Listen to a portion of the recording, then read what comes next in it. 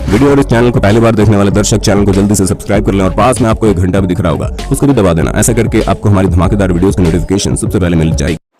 राधे राधे दोस्तों, मैं गौरव शर्मा फिर से आपके साथ। दोस्तों, आज मैं आप लोगों के लिए एक ऐसी कहानी लेकर आया हूँ। अगर आप इस कहानी को ध्यान से सुनेंगे और इसको फॉलो करेंगे तो आप लोग हमेशा खुश रहेंगे। और इस कहानी का शीर्षक है खुश रहने के तरीके। तो शुरू करते हैं।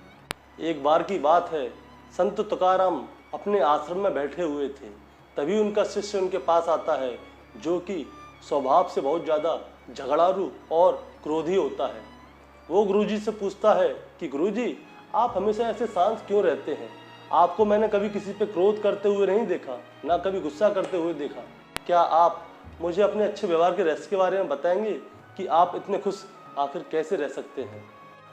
संत बोले, पुत्र, मुझे अपने रहस्य के बारे में या खुश होने के बारे में तो कुछ नहीं पता, लेकिन मैं तुम्हारा रहस्य अच्छी तरह से जानता हूँ। तभी शिष्य अचानक से बोला, मेरा रहस्य? वो क्या है गुरुजी, कृपया बताइए मुझे। तभी संत तुकाराम बोले, शिष्य, तुम अगले एक हफ्ते में मरने वाले हो। अगर कोई और इस बात को बोलता तो शिष्य उस बात को मजाक में टाल सकता था, लेकिन स्वयं संत तुकाराम ने अपने मुंह से ये बात बोली थी। उसे आखिर वो कैसे काटता? वह बहुत दुखी हुआ और अपने गुरु के चरण छुए और वहां से चला गया। और उसी समय से शिष्य का स्वभाव बिल्कुल बदल गया। वह सभी से प्रेम पूर्वक मिलता था और कभी किसी पे क्रोध नहीं करता था।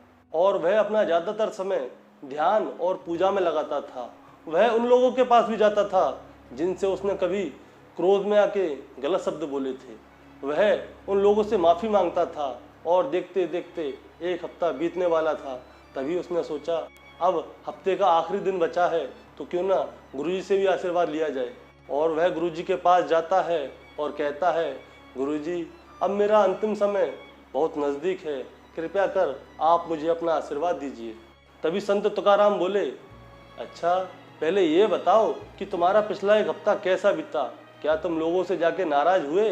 क्या तुमने किसी से जाके अपशब्द बोले? तभी शिष्य बोलता है, नहीं नहीं गुरुजी, मेरे पास जीने के लिए सिर्फ 7 दिन ही तो हैं, और वो भी मैं इन बेकार की बातों में गवा दूं। अरे मैं तो सबसे प्रेम से मिला। जिन लोगों पे मैं कभी क्रोधित हुआ था, अपशब्द बोले थे, उन सभी से जाके मैंने माफ़ी मांगी। मैं तो बहुत प्रेम पूर्वक रहा हूँ पूरे हफ्ते।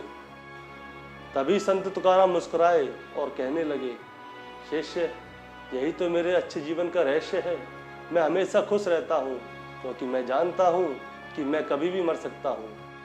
इसलिए मैं हर किसी से प्रेम पूर्ण व्यवहार करता हूँ और यही मेरे अच्छे व्यवहार का रहस्य है। शिष्य समझ चुका था कि संत तुकाराम ने उससे अच्छा जीवन जीने के लिए मृत्यु का भय दिखाया था। दोस्तों, वास्तव में हमारे पास जीने के लिए सिर्फ 7 दिन ही तो बने हैं।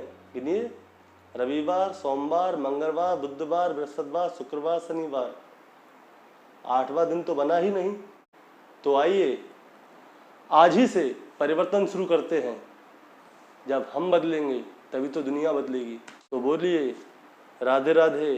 तो हम चलते हैं कृष्णवाणी की ओर।